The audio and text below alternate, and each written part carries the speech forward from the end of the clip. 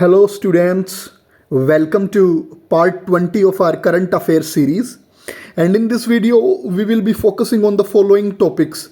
Okay, so let's begin. See, the first news is related to IUCN award.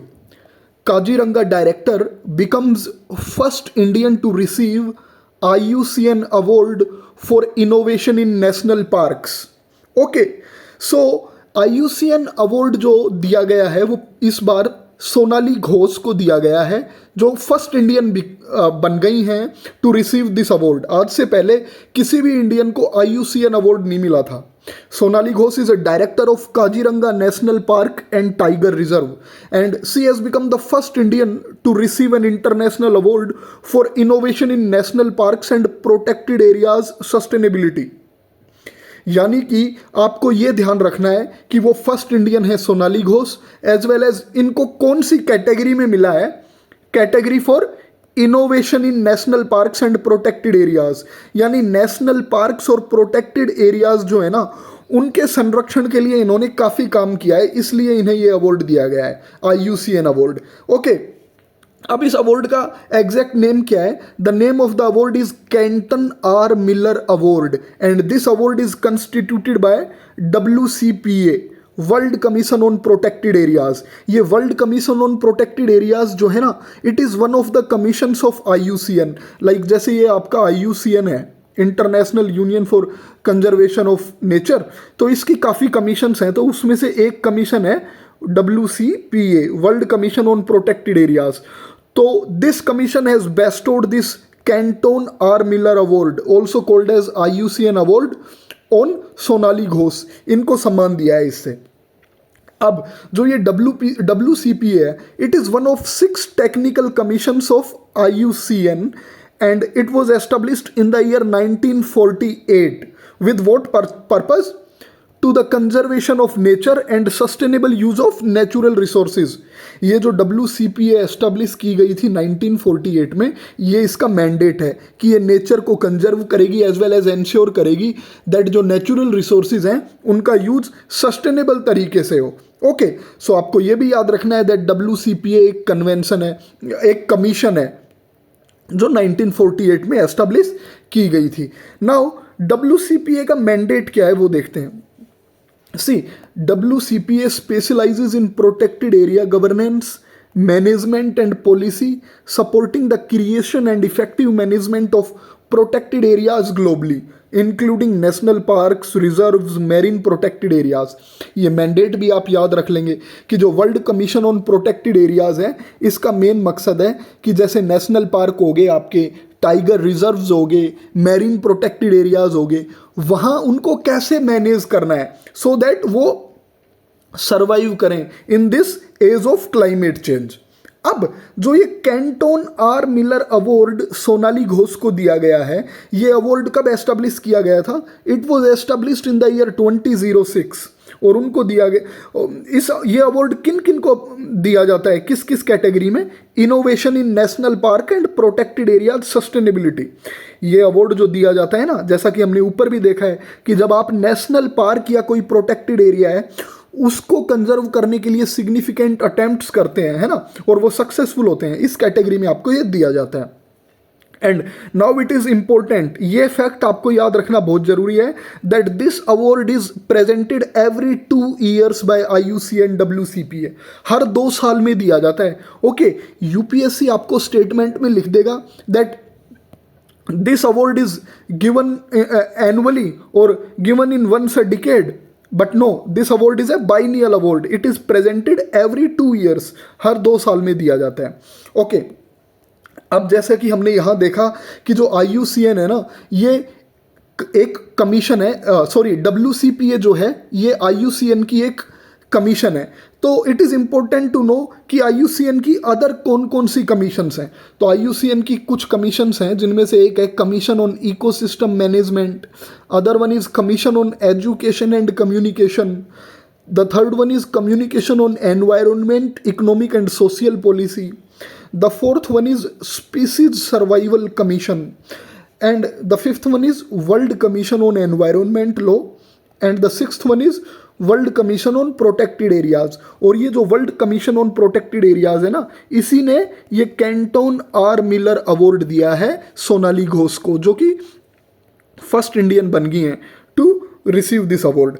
और IUCN ने recently एक नई commission भी establish की थी, named as climate crisis commission. तो सीधा MCQ पूछ सकता है UPSC आपसे कि जितनी भी ये कमीशंस हैं इनमें से रिसेंटली किसको एस्टेब्लिश किया है IUCN ने। So that is climate crisis commission, जिसका कोर ऑब्जेक्टिव क्या है कि जो ग्लोबल वार्मिंग, जो पेरिस क्लाइमेट चेंज में आपने टारगेट सेट किया था ना कि क्लाइमेट को सेंचुरी एंड होगी जब तक 1.5 डिग्री सेल्सियस से ऊपर हम जो टेम्परेचर इसको नहीं जाने देंगे, तो उन्हीं के लिए ये काम करती है क्लाइमेट क्राइसिस कमीशन।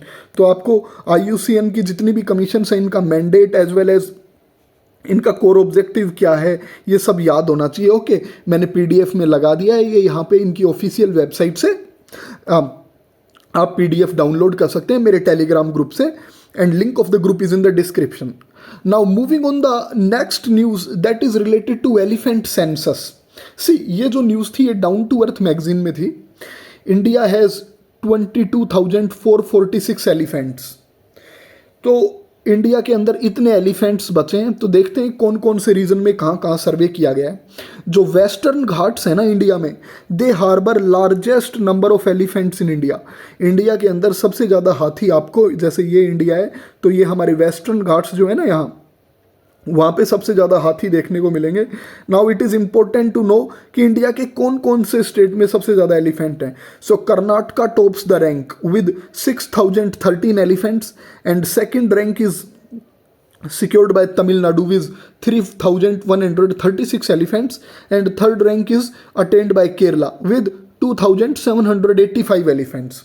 तो अगर UPSC आपको स्टेटमेंट में लिख दे that eastern Ghats harbour the largest number of elephants in India, तो वो गलत होगा। वेस्टर्न घाट्स में सबसे ज़्यादा एलिफेंट्स हैं, और स्टेट्स को भी आप क्रोनोलॉजिकली याद कर लीजिएगा, Karnataka, Tamil Nadu, Kerala. Okay, now north eastern hills और आपके जो ब्रह्मपुत्रा फ्लड प्लेन्स है ना, दे occupy second rank in terms of population of elephants, कि हाथियों की जनसंख्या दूसरे नंबर पे पूरे इंडिया में किस रीजन में है, तो आपका जो नॉर्थ ईस्टर्न रीजन और ब्रह्मपुत्रा फ्लड प्लेन्स है ना, वहाँ पे है। नॉर्थ ईस्टर्न स्टेट्स में भी जो आसाम है ना, वहाँ पे 4,159 एलिफेंट्स हैं, सबसे ज़्यादा आसाम में है नॉर्थ ईस्टर्न रीजन में। अरुणाचल में 617 है, मणिपुर में 9, मेघालय में 677, Mizoram 16, Nagaland 252, Tripura 153 and northern west Bengal 676। तो अगर स्टेटमेंट में आ जाए that in the north eastern region Arunachal Pradesh harbours largest number of elephants in India, तो वो गलत होगा। अरुणाचल प्रदेश नहीं है, नॉर्थ ईस्टर्न रीजन में आसाम में सबसे ज़्यादा हाथी हैं। Now it is important to know that what is the IUCN status of these Asian elephants. इनका IUCN status भी पता होना चाहिए। So that is endangered, वो endangered कैटेगरी में आते हैं IUCN status उसका, तो ये फैक्ट भी आपको याद होना चाहिए। Now moving on to the next news that is related to UPOV convention. ये UPOV कन्वेंशन भी मुझे डाउन टू अर्थ के एक आर्टिकल में मिली। Trade deals weaponised to enforce strict seed patents, warns new report. ये एक नई रिपोर्ट आई है जो ट्रेड डील, जिसमें बताया गया है कि कैसे ना वेस्टर्न कंट्रीज अपने फ्री ट्रेड एग्रीमेंट्स जब साइन करते हैं कंट्रीज से, तो वो वहाँ के जो स्मॉल फार्मर्स हैं ना, उनको ऐसी कंडीशन में रख देते हैं कि उनका प्रॉफिट कम हो जाता है ना।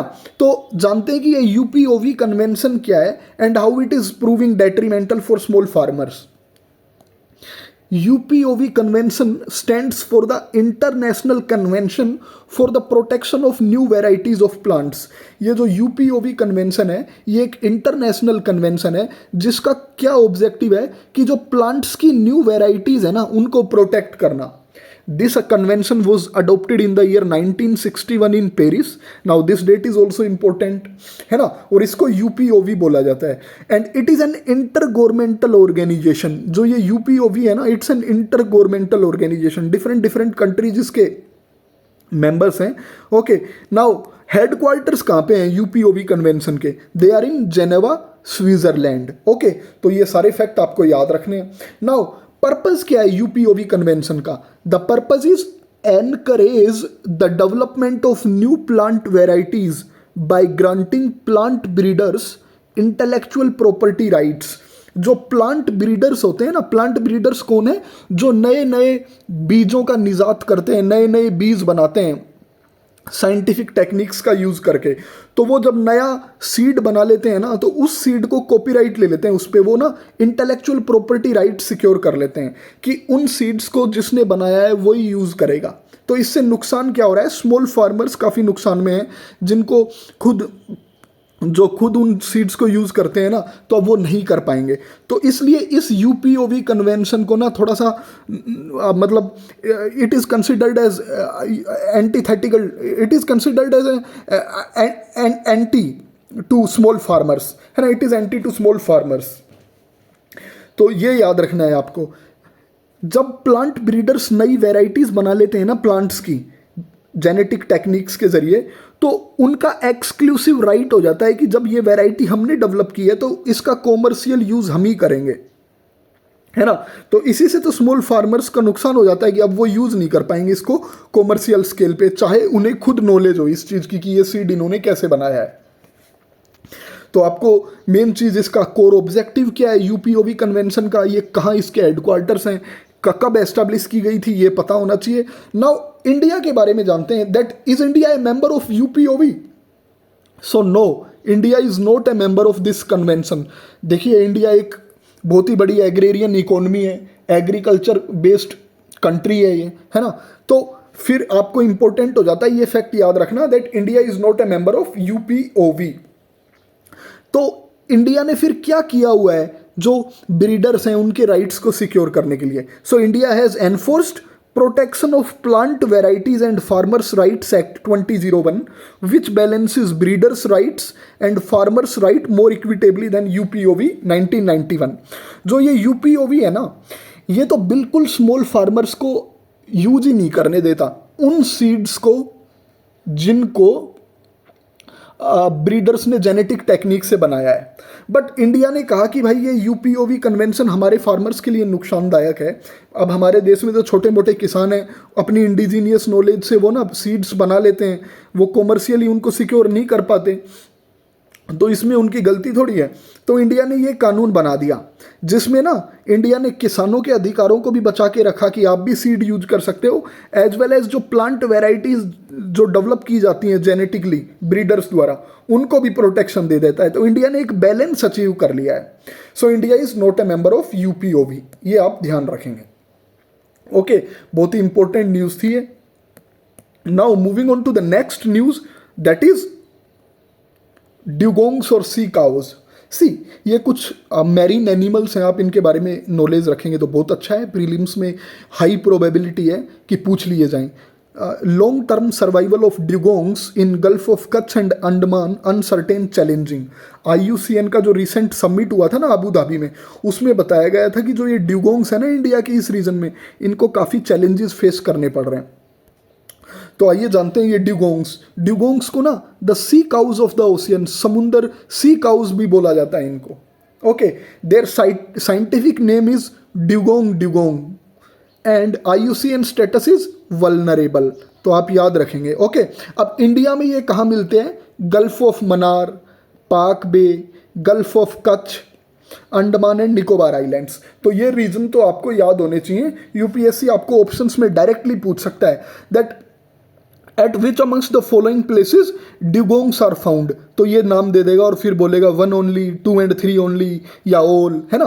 तो आप गल्फ ऑफ मन्नार याद रखेंगे, पाक बे याद रखेंगे, गल्फ ऑफ कच्छ याद रखेंगे and Andaman and Nicobar islands.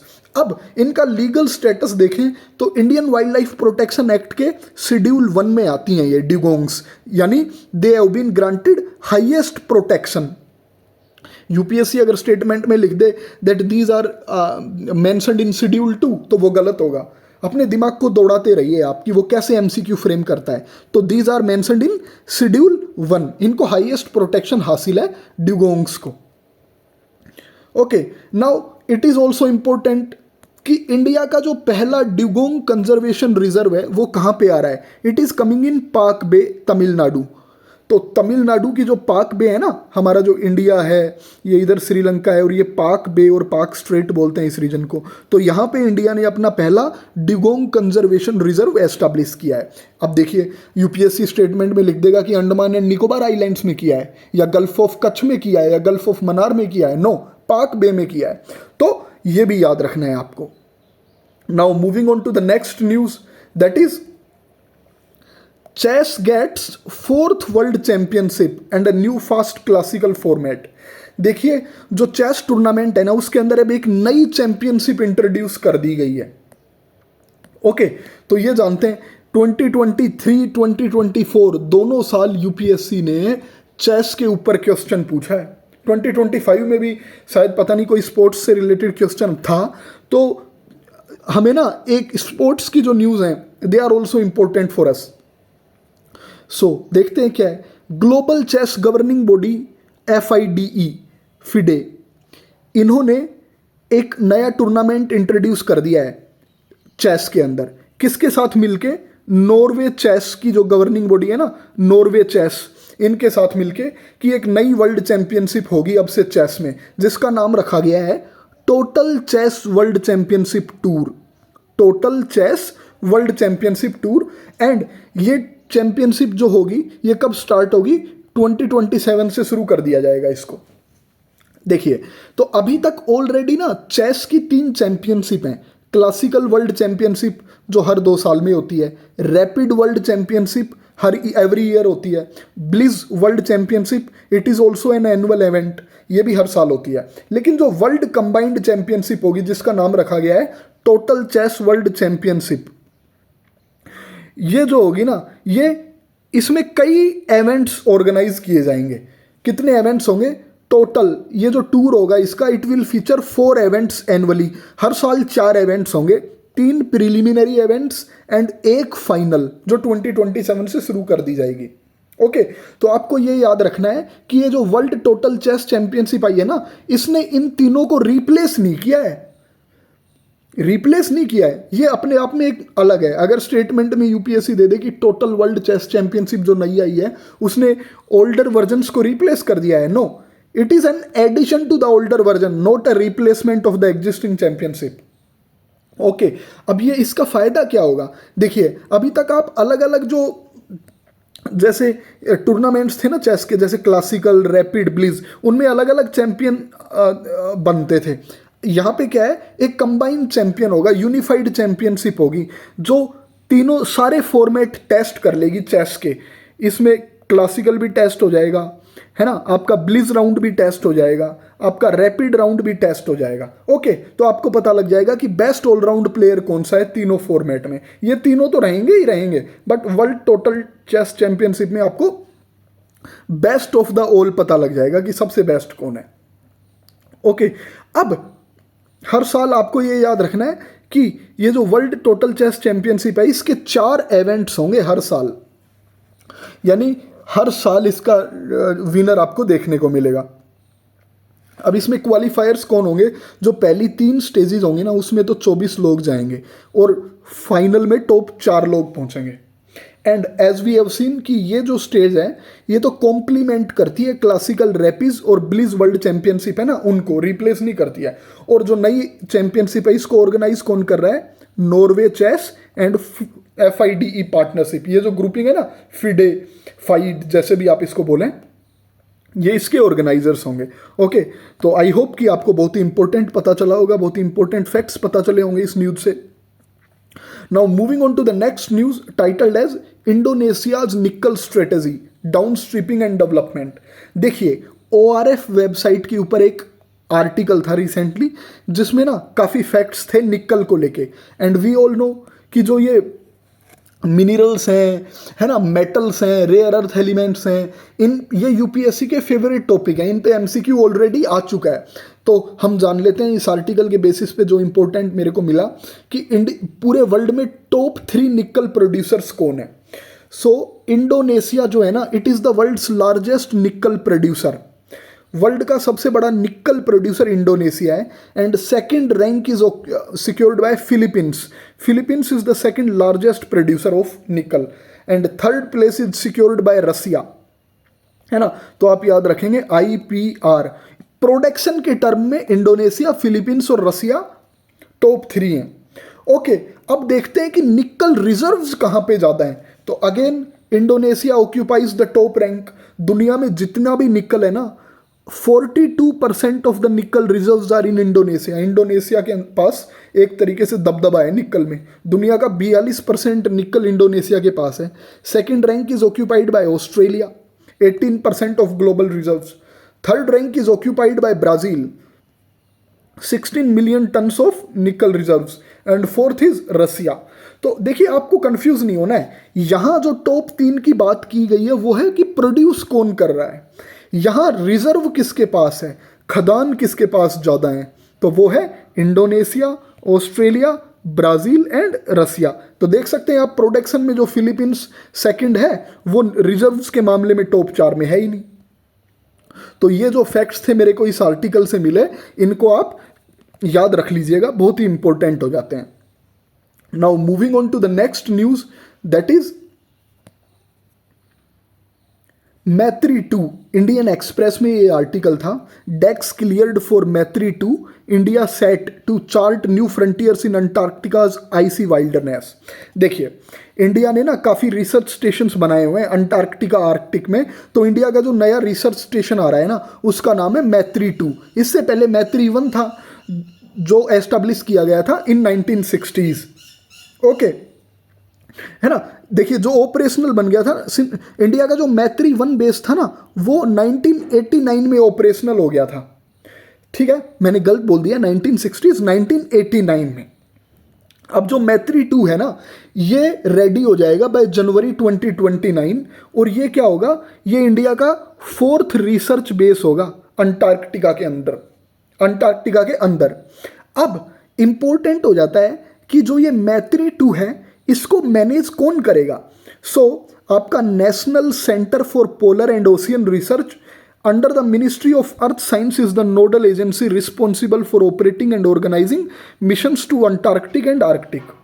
तो जो हमारा इंडिया का NCPOR है ना, national centre for polar and ocean research, जो मिनिस्ट्री ऑफ अर्थ साइंस के अंडर आता है, वो इन सारे जो बेसिस हैं, हमारे जो रिसर्च बेसिस हैं आर्कटिक और अंटार्कटिक, इनको वो मैनेज करता है. तो अभी यही न्यूज़ है अभी, और ये क्या क्या करेगा, it is yet to be declared. अभी बताया जाएगा एजेंसीज द्वारा कि इसके क्या क्या कोर ऑब्जेक्टिव्स होंगे, है ना. तो आप ये ज़रूर याद रखिए कि UPSC स्टेटमेंट में आपको दे देगी कि जो ये NCPOR है ना, national centre for polar and ocean research, ये ministry of science and technology के अंडर आता है. और आप जल्दबाजी में सोचेंगे हाँ यार एक रिसर्च स्टेशन है, तो क्या पता ये नेशनल सेंटर फॉर रिसर्च करेगा, तो ये तो मिनिस्ट्री ऑफ साइंस टेक के अंडर आएगा. बट नो, ये मिनिस्ट्री ऑफ अर्थ साइंसेज के अंडर आता है. ये छोटी छोटी बातें याद रखनी होती हैं.